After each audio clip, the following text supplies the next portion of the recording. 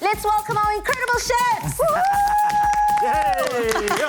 We're all alive. You see me every week. I'm excited that he's back on the show. I'm back. Oh, He's you're back. so fabulous, ladies. Well, lovely to be back and lovely to be celebrating a humble potato. But I mean, we all love a potato. We do love a good potato, and I love seeing your face, Chef Charles. Always such a pleasure to be cooking up with you. And similarly with you, Dumi, we're keeping the good times going now. Let's go. Asmangen.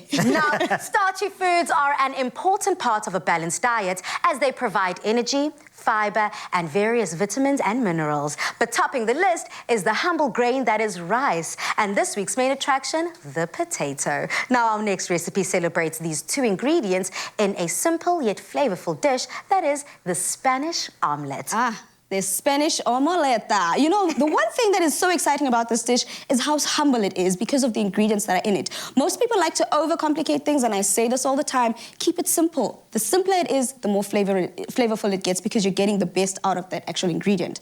Right, Chef? Absolutely. Just simplicity, you know, well-cooked, executed ingredients brought together, seasoned really well, and cooked well as well. So this is actually really all about temperature at the end of the day. So we have some lovely ingredients that Tumi's going to go through now, and then we'll go into the egg component, and this is what it is, because you don't really want this to what we'll then term as souffle up. Yes. So you don't want to make it too hot. So it's actually really one of those sort of things, and like any big restaurant you go to around the world and you try to cook for these 2 Michelin-starred chefs, one of the first things that actually get you to cook is probably either scrambled eggs or an omelette. That's how simple they keep it? That is how simple it is, because if you get it right, you'll get the next interview.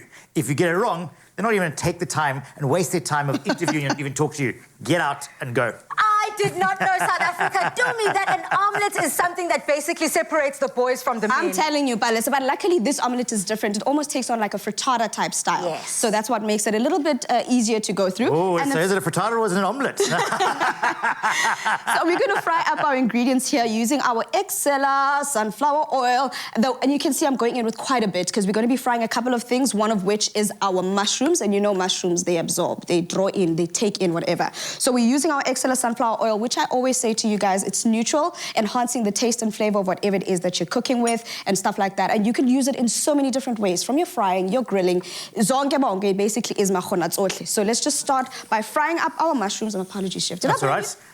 Close. A few little speckles of oil, but it's all good. It was also a qualifying criteria as chefs. If you don't have any burnt marks, are you really a chef?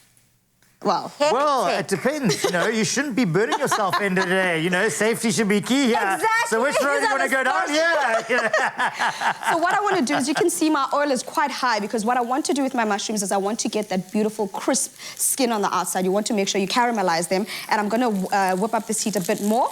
And then once we've done that, we go in with the rest of our ingredients. And we did mention potato week, but we're also pairing it with another starch that we said we love so much, which is our EXCELLA Thai long grain rice, which is going into this dish. And as we always say, because a little goes a long way with it, it not only takes this omelette and makes it even more big in terms of volume, but it also makes it more flavorful. It also makes it go a long way, meaning you can make so many more portions from it, you know? And I mean, like we always say, everything when you're eating with friends and family always is better together. Absolutely. Now, Chef, you've already said the eggs component is very, very important in this dish. Absolutely. So what you want to do is you want to make sure you don't sort of, as I said, you know, put too much heat. I mean, this is going to go into the oven. So what you want to do is you want to make sure you bake it so it actually sets itself up. Because remember, this is actually a raising agent, technically, if you look in the baking world, that we use this for to make things lighter and fluffier. So what we're going to do is you actually just want to set it absolutely perfectly. And like going back to, you know, why I'm saying like restaurants will, you know, top chef will say to you, make us an omelette. Yes. Because he wants to know how you can control the heat of the pan. So can you actually be in control? Are you aware of the temperature there? And so it goes down to an omelette, and even frittata to a large extent, is you don't want any color. That is key, because that's showing you control. Because when you're starting to add a colour, you know, making it all like a brown omelette on the outside, it's starting to change the actual structure of what the actual dish is going to taste like. That you don't whole want time, that. Chef, I kept thinking that, you know, as soon as I get that golden brown outside of my omelette, I'm like, I nailed it. But no.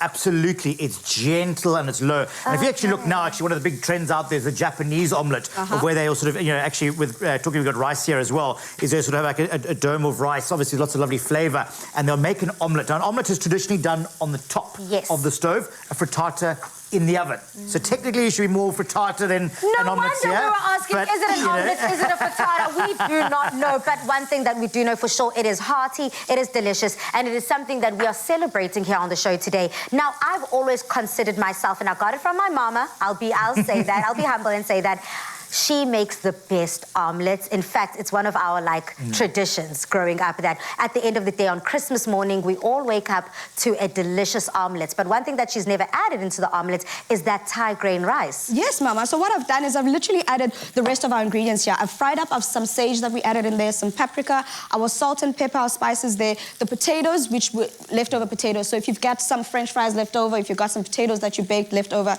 definitely add those in there. They add some body. And then we're just finishing it off with that our EXCELLA Thai long grain rice.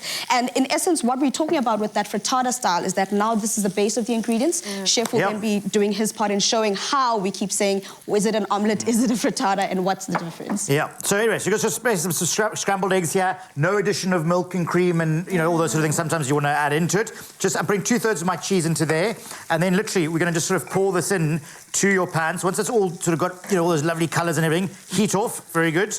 And then let's just sort of push it and just allow that to sort of cascade and ooze down the side so that they just open up very slightly just to get all that egg into the mixture there. And then that basically is just going to sort of firm up. I mean, eggs, it's actually something very gentle, very low. And then we're just going to sort of jazz it up a little bit more, a little like extra cheese.